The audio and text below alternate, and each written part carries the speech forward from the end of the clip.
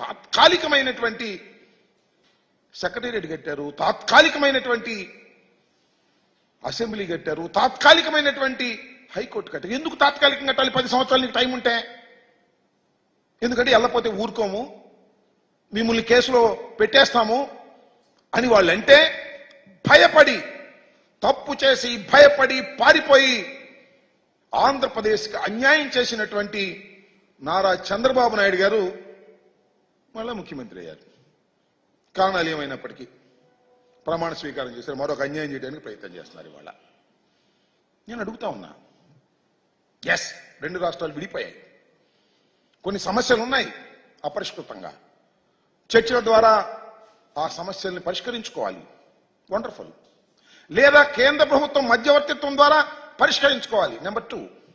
Number 3 న్యాయస్థానాల ద్వారా పరిష్కరించుకోవాలి. ఇవాళ ఎన్ని వివాదాలు ఉన్నాయి మనకి? ఎస్ ఉన్నాయి. 9-10 షెడ్యూల్లో ఉన్నటువంటి బిల్డింగులు, ఆస్తులు మనకు రావాల్సినవి ఉన్నాయి. 7,000 కోట్ల రూపాయలు విద్యుత్ బకాయిలు మనకు రావాలి. దాన్ని అడగటం జరిగింది. వాళ్ళు ఇవ్వకపోతే కేంద్ర ప్రభుత్వాన్ని ఆశ్రయించడం జరిగింది. కేంద్ర ప్రభుత్వం ఆదేశించింది, ఆదేశించిన తెలంగాణ ఇవ్వలేదు, న్యాయస్థానాల్లో ఉంది వాళ్ళ. దాని గురించి ఏమన్నా మాట్లాడారా మీరు? మాట్లాడలేదే. మాట్లాడినట్టు ఎక్కడ అనిపించడం లేదే.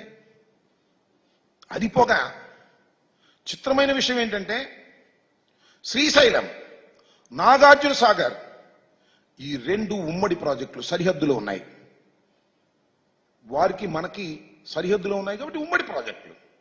వాటిలో అనేక ఇష్యూస్ ఉన్నాయి. వాటి గురించి మాట్లాడారా? ఇవాళ పోతిరెడ్డిపాడుకు సంబంధించి నేను అడుగుతా ఉన్నా, రాయలసీమకు నీళ్లు వెళ్ళాలంటే 881 ఫీట్స్ లెవెల్లో ఉంటే తప్ప నీళ్లు వెళ్ళవు.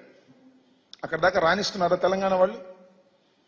విద్యుత్ కోసం వదిలేస్తున్నారు అక్కడ దాకా రాకోకుండా.